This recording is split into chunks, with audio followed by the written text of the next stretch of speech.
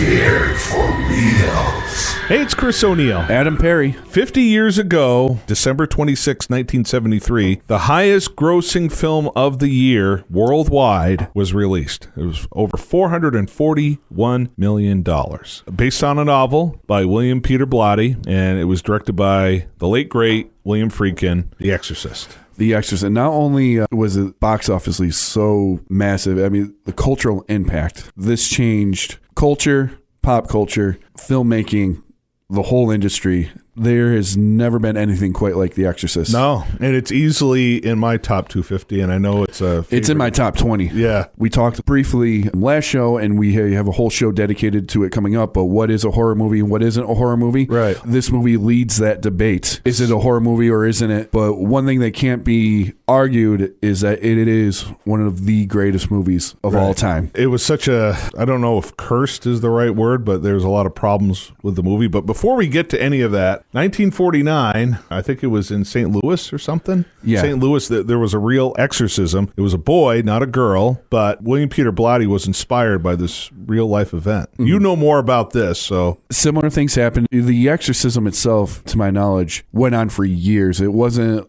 a span over a month or so. I mean, this poor child, with whatever he had, whether you believe in exorcisms or not, really had an issue here, and the church stepped up and did all they could to help him. And, you know, by the end of it, whatever miracle happened, and this young man got over what was ailing him and went on to work in NASA. It was a life-changing event. Yeah. There's no doubt about it. I mean, the kid... He was 14 years old. I think he was from a Washington suburb, according to my notes here. Boy's bizarre behavior occurred mostly at night. He would supposedly become incredibly strong, but his body distorting, transforming, and I guess heels touching the back of his head, the body forming a loop. This was all reported by the priests who were there. And I guess during these convulsions, the doctors could find no change in his pulse rate or blood pressure. Just like the book and the movie, the bed would shake violently. Obscene words, just like the movie, images appeared on his skin, raised red welts. William Peter Blatty himself said these brandings on the boy's skin,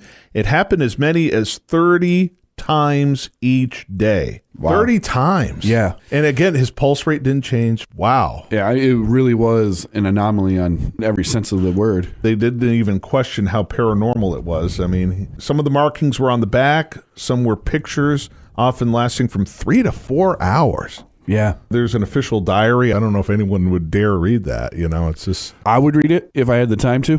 Right. You know, I mean, well, Blatty claimed, that's just interesting, you know. Blatty apparently had a copy of the official report of the exorcism. Did you know there was a sequel to the Exorcist novel? Oh, you know what? I do. Yes, I do. Exorcist 3 is, I believe, the subtitle is Legion. We can probably talk about this real-life exorcism in more detail another time, but that's what inspired the novel, which was then turned into the masterpiece that we see today. It was interesting because William Friedkin they handed him the script for it, I guess. I don't know if he had met William Peter Blatty. I want to say that Blatty reached out to Friedkin about directing the movie. Blatty also produced the movie. William Friedkin was like hot off of The French Connection. I mean, right. That's another one of the greatest films ever made, and it had a lot of controversy recently because they edited a racial slur out of the movie on the streaming sites. Did you hear about that? I didn't hear about that, no. It was so silly, and it caused a huge uproar. It just reminds you that having a physical copy of the film, you're okay.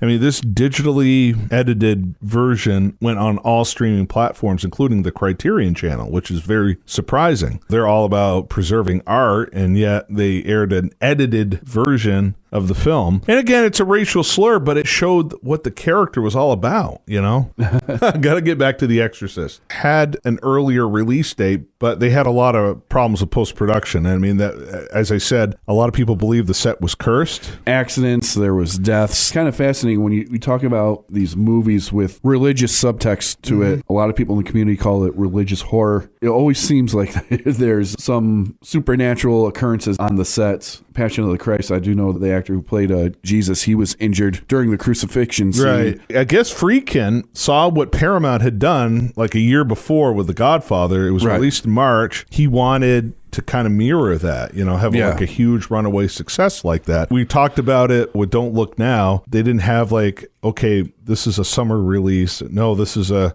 a spring release. This is a December release. They didn't have that back. That would happen a couple years later after the huge success with Jaws. Friedkin wanted to do March, but he wanted it released before Christmas. Right. He thought the movie would have done even better. He could have been right, but I don't know how much more success you could get out of it. This actually helped the film, I think, quite a bit, because you take a look at a movie like Titanic, a couple decades later, was the highest grossing film at that point to date, period. It dominated the box office through the whole winter. It was huge. It was the highest grossing Christmas week release after Titanic. Oh, wow. They literally compared the numbers, and it was still in second place for a long time. I mean, the first run, you want to guess how many weeks it had for a theatrical run, and it's right out of the gate? How many? 105 weeks. Wow. That's 105. Huge. If you do the math, that's over 2 years. Yeah. That's over 2 years. And they re-released it 1979, and then obviously the version you'd never seen, the extended cut in 2000 with additions and changes. But I mean, 105 weeks for a movie. Gosh, I don't even think The Godfather had that. I'm not good with math. It's incredible. That's incredible. You know, before we really dissect the movie, did you ever read the book? I never read the book. You never read the book? So I'm assuming you I did. have read it. I'll make a confession here. I'm not big on fictional stories. For whatever reason, it's really hard for me to get into them. I'm more of a biography, history type reader. I've probably read the Exorcist novel 3 times. It sucks you, just like the movie, it sucks you in. A riveting, terrifying book to read. I highly recommend. If you've never read the book, basically the movie, I mean, there's some difference. I think the timeline is a little bit longer. Well, he wanted to give Georgetown a huge shout out because that's where he went to school. So he wanted to make sure. And the Jesuit priests, were a big part of his life. And, right. So compared to the movie, like the exorcism part kind of is expanded. Whereas in the movie, it seems like it's only like a couple weeks. It's a little bit longer in the book. It's an intense read. We try to keep the language clean here, but the C word, I've never seen it in print so many times. Well, it's a couple times in the movie, but I've never seen that word in print so many times. It was padded out in the novel that they couldn't put in the movie. Honestly, they did a really good job padding it out. Obviously, the walking backwards down the stairs is in the novel. That didn't make the first cut of the movie. Seeing it written out, it's just more, when you read something, you kind of make that movie in your head. It's more powerful because you're using your own imagination. That's what makes books. A lot of cases, there's a huge argument that movies aren't as good because you're not using your imagination as much. As well as the movie did, I think the relationship between Reagan and her mother is way more fleshed out in the book. There's certain things you can't put in a movie that are in the book, If you've never read The Exorcist book, read it. It's an intense read for sure, but just like the movie, it sucks you in and you can't put it down once you get going with it. We were talking about the huge cultural impact. We were talking about Don't Look Now creating controversy and stuff. Right. Did people literally throw up and pass out for real? With The Exorcist? Absolutely, they did. So there's real footage of people puking? There's a couple documentaries out there, ones from the 70s to current ones, where they explore this. I mean, there's interviews with people during the release who would leave halfway during the movie because they couldn't handle it, go back later in the afternoon to try to get through the rest of it. Understand that 1970, you never saw anything like this before. Right. You never really saw anybody take on the whole religious aspect of it. This movie, you could have gone one or two ways. It could have been panned and forgotten about, and or it could have done exactly what it did and just opened up a whole new world of creativity and possibility when it comes to filmmaking. Well, and you needed someone like Friedkin to do it, and I think that's why William Peter Blatty wanted him, because I guess the studio hired Mark Rydell. He went on to be nominated for On Golden Pond the next decade, literally. William Friedkin's intense. Like, literally, he smacked a guy on the set just to get him to react a certain way. Well, that's like Werner Herzog stuff, Yeah, but that's what William Friedkin would do. I mean, he'd get right behind you without you knowing and shoot a gun just to get the reaction. But that stuff just wouldn't fly today. Blatty, he saw The French Connection. He loved it. Did you know that Stanley Kubrick was considered? I know Jack Nicholson was considered for Karras. Interesting.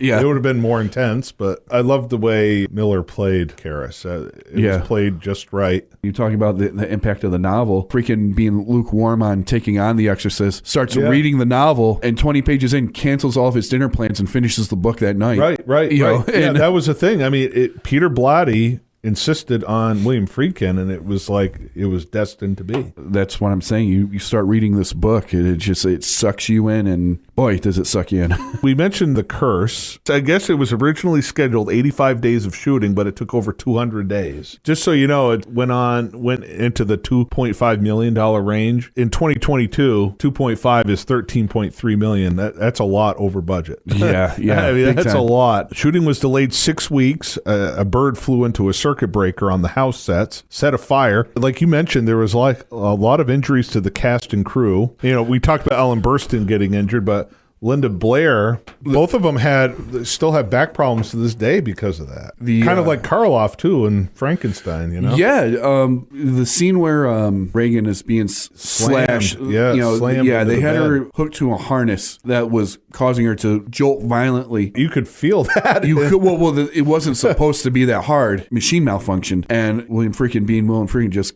keep going with it.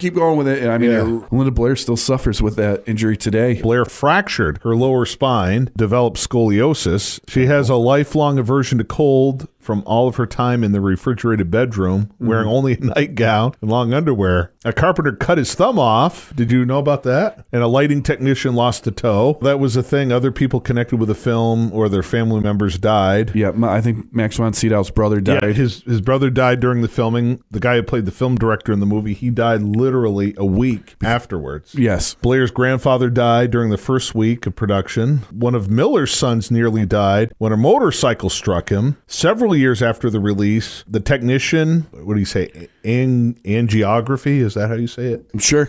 Yeah, I'm not good with these doctor Yeah. technical terms. Paul Bateson, the technician in that scene, was convicted of murdering a journalist. Yeah. Friedkin believed there might have been some supernatural interference too. He said, "I'm not a convert to the occult, but after all I've seen on this film, I definitely believe in demonic possession." He said, "We were plagued by strange and sinister things from the beginning. I felt I was playing around with something I shouldn't be playing around with." So to mollify the crew, Friedkin asked a priest, the technical advisor, Father Birmingham, I believe the guy's name was, to perform an exorcism on the set. Now, he instead blessed the cast and crew, believing that an actual exorcism would only make the cast more anxious. Probably. Imagine doing an exorcism on the actual set. I guess there's this British film historian. She believes the stories of the curse she thinks it was kind of like created a controversy. Remember how we were talking about that? It helped drive up publicity. It made the movie kind of a hit, and Exorcist was kind of a hit, to say the least. Yeah.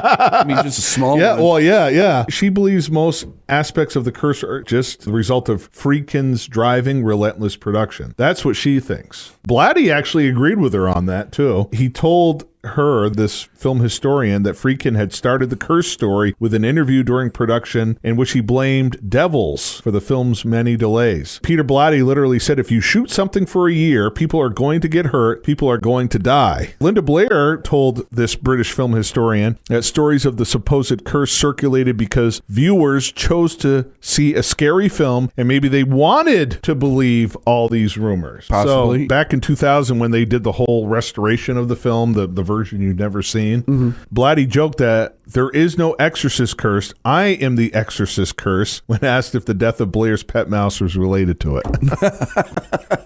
Either way, it's part of the lore of The Exorcist now. I mean, there's valid arguments all the way around. Right. But the truth is, some accidents did happen. And Blatty's right. You work on a movie for an entire year. Things are going to happen. Things are going to break down. People are going to die, But when you create a controversy like that, even if it's like, okay, whisper this rumor and it gets to another person, it's a completely different rumor. Before you know it, you've got a huge, this really happened story, but it sounds like it did and it didn't. Right. and I mean, and again, if you're interested in learning about quote unquote Curse of the Exorcist, there's a fantastic series on the Shudder that AMC does, which is dedicated to all horror. They have a series called Curse Films, and obviously The Exorcist is in there, and they dive deep into all the accidents. It's a fantastic series. They go through Rosemary's Baby, Exorcist, The Crow, The Omen, Wizard of Oz, all these movies that have these legendary curse. It's really cool to see broken down. But again, when you come to stuff like this, you always got to keep in mind that there's always three sides of truth. your truth, their truth, and then the truth. One thing about The Exorcist, everyone talks about it. I'm going to make mention of it too because I deal with sound for a living. The amazing sound in that movie. Oh, yeah. I mean, it's one of the best sounding films ever made. I guess you could argue, but just the thought of the bees at the beginning there to build the tension. Yeah. Mixing the bees with the dogs,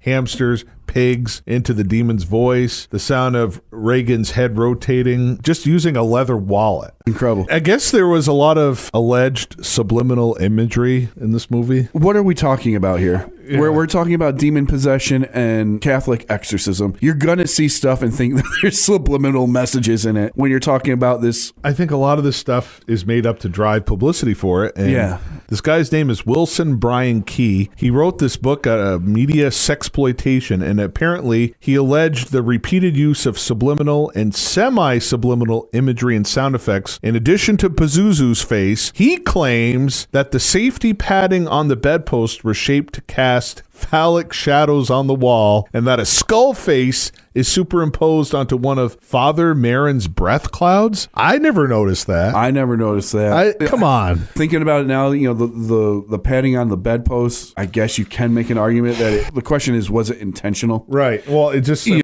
Disney's subliminal Little Mermaid stuff. Yeah. That's more blatant than this. I think with the Little Mermaid, someone was clearly trying to... Someone was a pervert. and trying to make a joke. But that's what I mean. That's what I mean. You can clearly see subliminal messages in The Little Mermaid, whereas this guy, and there's also a Video Watchdog article that claimed there's several stills of subliminal flashing. I saw subliminal cuts in a number of films before I ever put them in The Exorcist. Friedkin told the authors, and I thought it was a very effective storytelling device. I mean, the only time you see Pazuzu's face is during like one of those flash moments. So I understand. Well, in the original cut, but then they, the version you'd never seen, that it was kind of used in stupid spots. But but still, I mean, the original cut. I mean, so it's there. Again, here's the thing: it's 1973. We're talking about topics that were never explored like this before. We're talking about the devil, demon possession. We're talking about questioning one's religion, refining faith again. We're talking about a possession of a child, and the heroes are the Jesuit priest. This is something that was never ever explored before, and when you're dealing with such sensitive topics like that, right? People on the internet or in the papers at the time, and it's like years later, like 1991, Video Watchdog made all these claims. The topic's sensitive enough. You're gonna have people out there who are trying to look way more into it than they really need to be. Mm-hmm.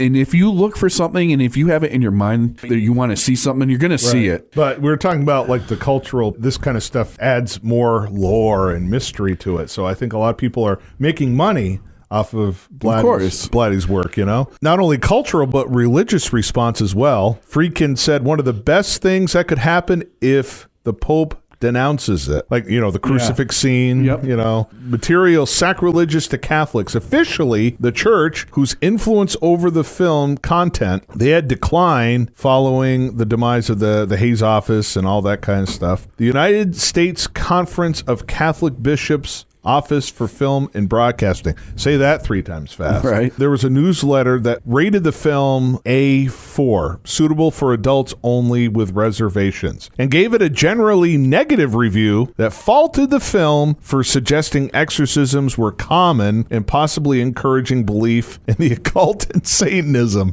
Wow. I'm a follower of Christ. I watched that movie. Right. I didn't get anything like that out of that movie. If you're a follower of Satan, I guess you can get something like that. But Satan loses. Yeah. The demon loses. The demon kills the priest, both of them, but they do not retain possession of the child. They don't kill the child. No. That's what they wanted to do. Right. But they lose. Mm-hmm. So how can they say this movie is going to help the belief in Satanism? Now, was this before the release of the movie or after the release? They saw the movie because they rated it, gave it a negative review. Individual priests familiar with the theology were also critical of it, too. One who, like Karras, was a Jesuit and psychiatrist at Georgetown, said that while he believed in the devil, there is no shred of evidence from the Bible that he can possess an individual. I'm sure that can be debated. I've also read a lot that the Catholic religion praises this movie because they're the heroes. They're the superheroes in the story. Right. You know, they're the ones that save the day. The Chicago professor who had written a book about the devil told the New York Times that Karras and Marin were incompetent. They departed from the ritual in the most stupid and reckless manner, he said. They tried to fight the demon hand to hand instead of relying on the power of God. Okay. Marin fighting the devil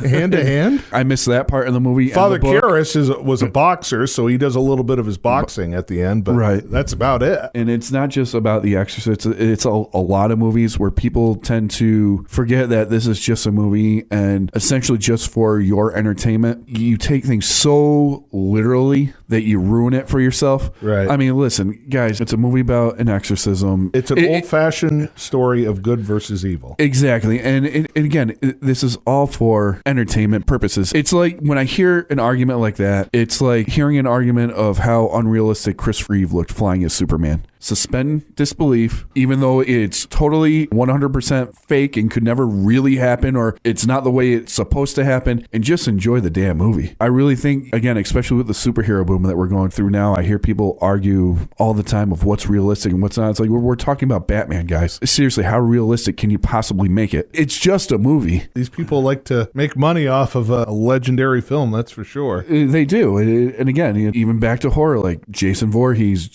Freddy Krueger. How many times can you bring them back? Well, who cares? Right. It's a movie. It doesn't, And they're going to have the followers, Yeah. just like while we're talking about sequels and prequels, let's dive in because, I mean, The Exorcist, in my opinion, is fine. I don't believe there needed to be any other film. This was perfect the way it was. I don't think the original director and producers of the movie felt that there needed to be a sequel, but the studio did. Well, the studio did. They saw dollar signs. Right. I want to ask, before we move on to the sequels, the TV series, which cut of the film do you prefer, Adam? Do you like the original theatrical cut, or do you like the version you've never seen with 12 extra minutes?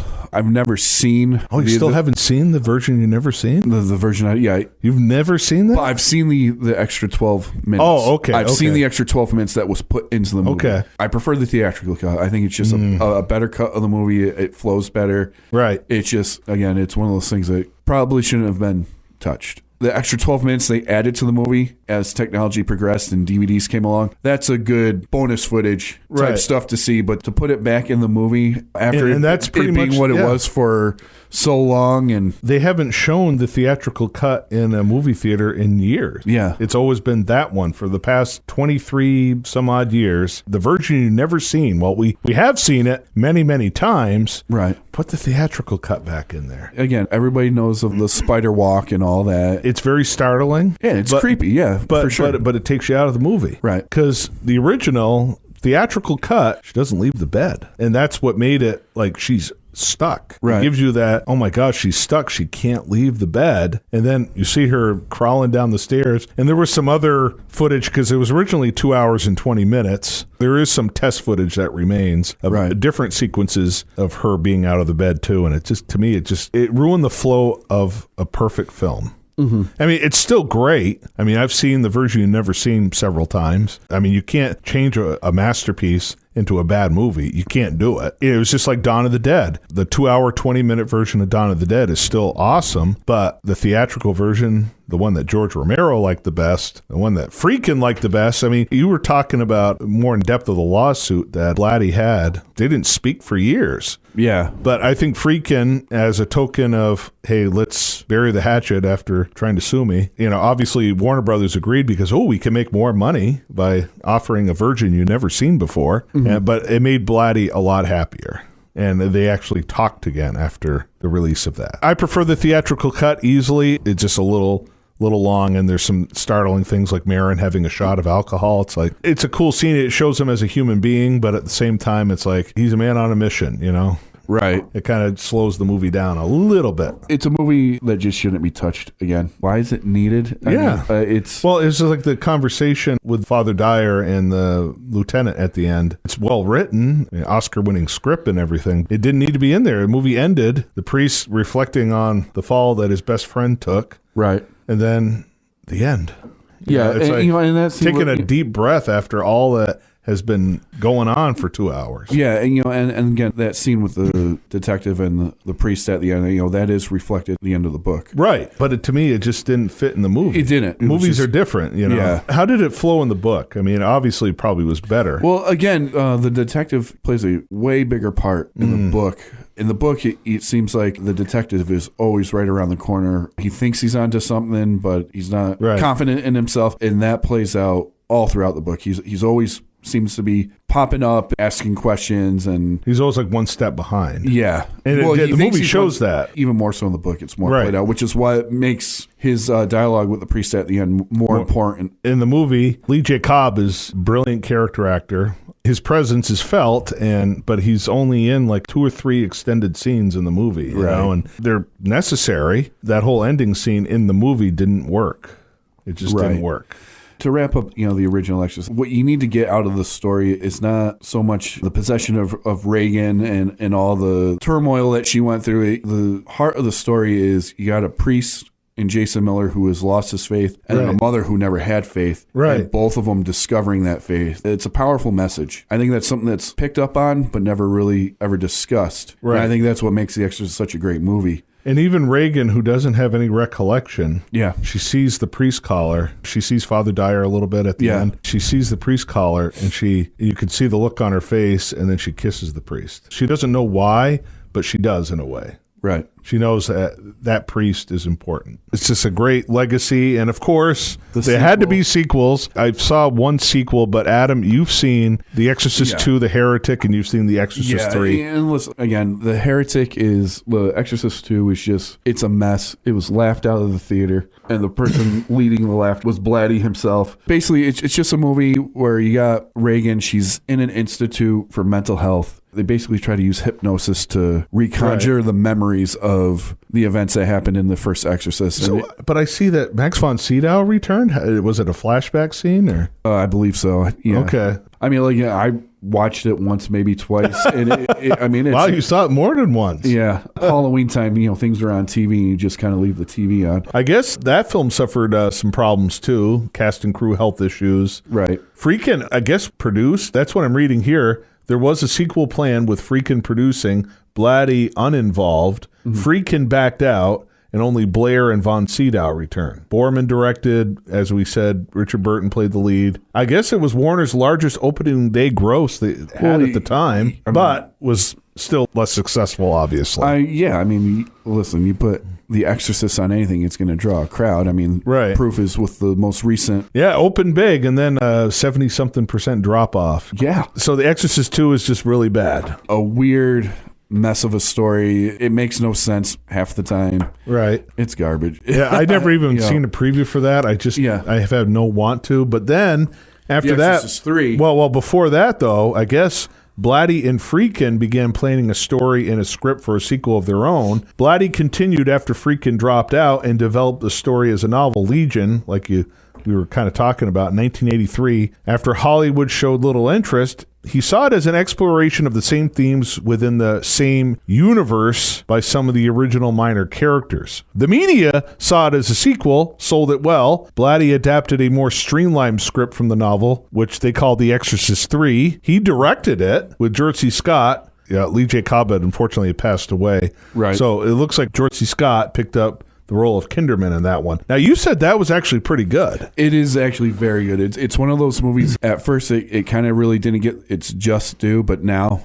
with some time, it's built its following, built its audience. 40th anniversary this year. Yeah. So does it follow Kinderman after the events that took place in the original Exorcist? Yeah, it's set 15 years after. 15 years after, okay. And totally ignores The Heretic. Wise. Blatty himself was involved, so he had that kind of clout where he could ignore, You find Kinderman kind of reminiscing about the events 15 years earlier. Father Karras and a new string of murders in Georgetown are happening, demonic. And this fits the modus operandi of a character named James Verman, also known as the Gemini Killer, played by Chucky himself, Brad Dourif. It goes from there with, some more murders and George C. Scott's character trying to figure out if this is really possession, or is there a copycat killer, or is there a way that the Gemini killer is getting out and doing it. So it's good. Did he do voodoo and turn himself into a doll? Not in this one. Not in this one. That'd be 5 years afterwards. It's a sequel. It's way better, obviously, than The Heretic. And again, coming up on its 40th anniversary, or having just passed its 40th anniversary, we can do a deep dive on it. Today, important to just focus on the impact of The Exorcist itself. I haven't wanted to really see any of the Exorcist movies. I did see the movie that was made, I think it was almost 20 years afterwards. The producer of The Exorcist 3 had commissioned a prequel story about a young Father Merrin, his first confrontation with Pazuzu. They don't really mention it much in the original. They just said he's had this kind of experience before, right? Which is all that was needed. You didn't need a whole other movie. Backstory, yep. But you have Paul Schrader, famed Paul Schrader, who's no stranger to writing stories about troubled souls. Taxi Driver, Raging Bull, Last Temptation of Christ. He actually wrote the screenplay for that. But he's also directed movies like Affliction, movies that are so depressing. Right. So he originally was going to direct this with Stellan Skarsgård, but something happened because there was a lot of disagreements Schrader had with it. So they hired Rennie Harlin to reshoot most of the film, still with Stellan Skarsgård, who is the most prominent Swedish actor since Max von Sydow.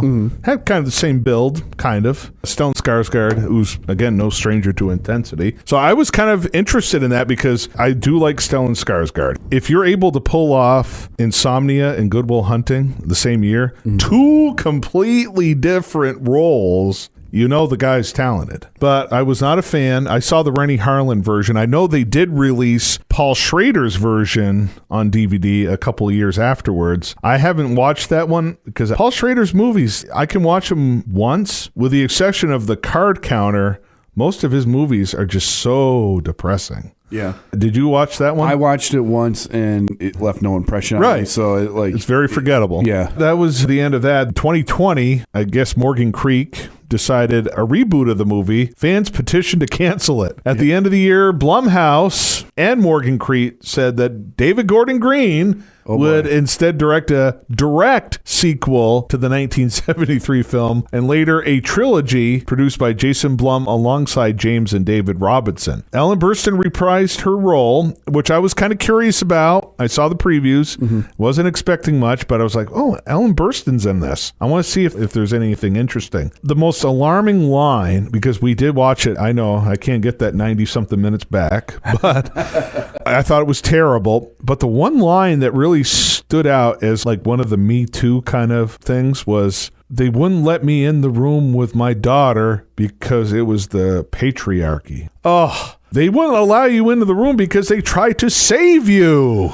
That was the whole point. It had nothing to do with the patriarchy. Right. Those two were equipped to take on demonic possession, followers of Jesus. They were the only ones that were capable of doing it. I don't know if it was the purpose, but if you notice the original Exorcist, how much time can you count that the Lord's name was taken in vain from her alone? Chris McNeil said it how many times? It was several times. Yeah. I think that was done on purpose to prove a point. She was not a follower of Christ. Right. So she is not equipped to take on the demon. If she was a follower of Christ, she would have been able to. Sure. But she wasn't. It was a stupid, politically correct line, and it had nothing to do with the movie. Well, and again, that's the problem with a lot of movies being made today is they feel that they need to put some sort of political context in the movie just because. And again, I'm not saying that's right or wrong. Or it's okay if it's like beneath the layers. Yeah, and nothing wrong with that. Especially in the horror genre, George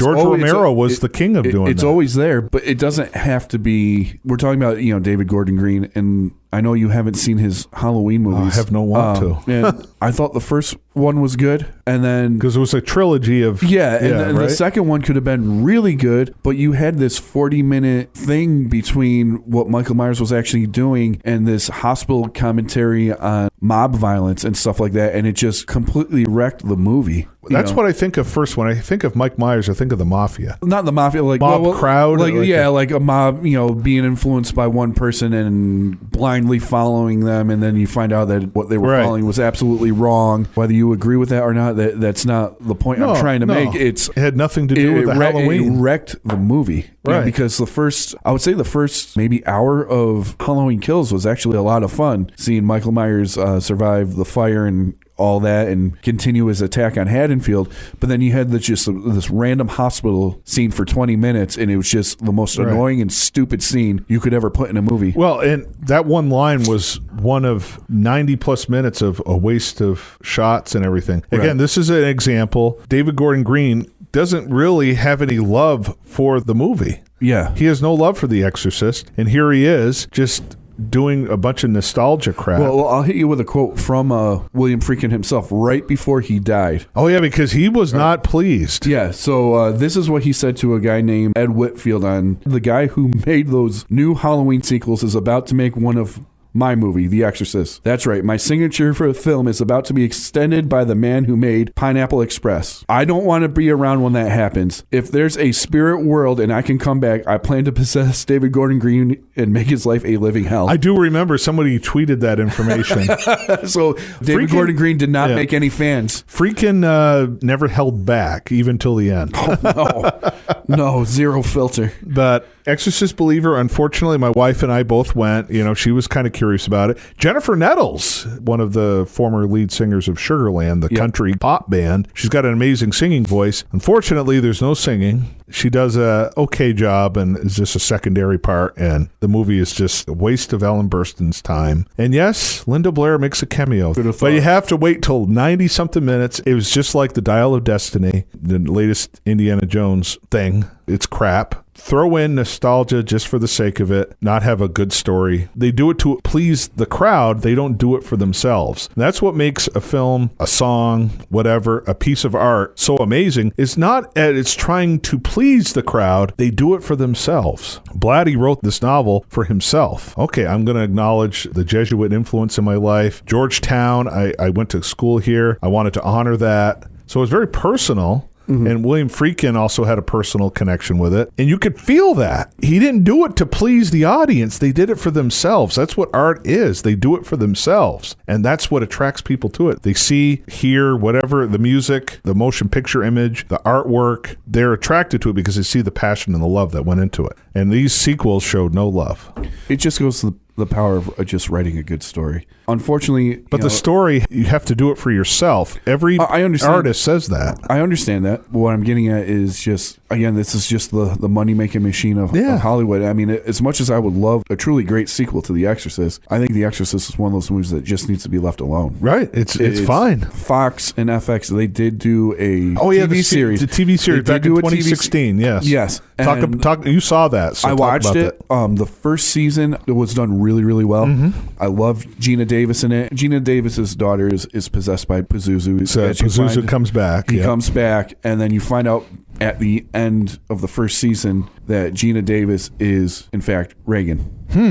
And it's Pazuzu basically trying to get back to Reagan. Second season kind of lost it, but that first season, and Gina Davis was absolutely phenomenal in it. But you could tell that at least the first season was made by people who really appreciated the first movie and took their time to create a story that would be worthy for the fans to see. Whereas I think David Gordon Green, even though I haven't seen it, but just from the experience I've had with his Halloween movies, and I mean, listen, to me, the original Halloween's the greatest horror movie of all time. And that's another movie. We'll talk about that at some point. That didn't need to be redone. It's fine. Like you said, he made a movie that he wanted to make that had nothing to do with The Exorcist, but then just threw in the nostalgia in there so he could call it The Exorcist. And I think that's what he did with Halloween as well. Not necessarily his first one, but his first one was a nostalgic tribute to everything that came before it. Yeah. Which, listen, a movie with a 11 film history, you're going to have that. But still, especially when it came to Halloween Ends and Halloween Kills, the whole concept concept of what Halloween is and was thrown by the wayside for whatever his political commentary is. And again, that's not me criticizing him necessarily for his political beliefs. But you're criticizing as a Halloween fan. I mean, as a Halloween fan, it's just not, there's no place for it. And right. It sounds like he did the exact same thing with The Exorcist. Right. I understand this is an Exorcist, but to give context to how huge and how beloved that franchise is, and for him to wreck it. And now, unfortunately, from what I'm reading, from iHorror and all the insider stuff, Halloween is destined to become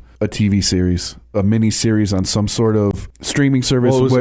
Whereas this is a franchise that you should be excited when you see Halloween, a marquee somewhere. Unfortunately, the people who own the rights, and whether it's Miramax, Blumhouse, Universal, the Accords, for whatever reason, they're fumbling it, and they're fumbling it bad. And again, it's the same thing with The Exorcist. Oh yeah, they fumbled it badly. They've been fumbling it since Exorcist 2, and it's a shame because again, when you see The Exorcist on a marquee somewhere, or at a drive-in marquee, or your local theater marquee, you want to get excited. Oh, all right, a new Exorcist movie, and then you get garbage. When I see The Exorcist on a marquee, I hope it's the original and I can watch it on the big screen again. I don't want to see any more sequels to The Exorcist. This new one, The Believer, just solidified that, because just leave it, redo it in 6K. You've done it in 4K. They've taken a classic Humphrey Bogart movie and they put the 6K treatment to it. Just take The Exorcist, the original, the masterpiece, one of the essential films of all time, put the 6K treatment on it and re-release it again and make more money. I agree with you to a point, but if they made a sequel worthy of, not better, but worthy of the original,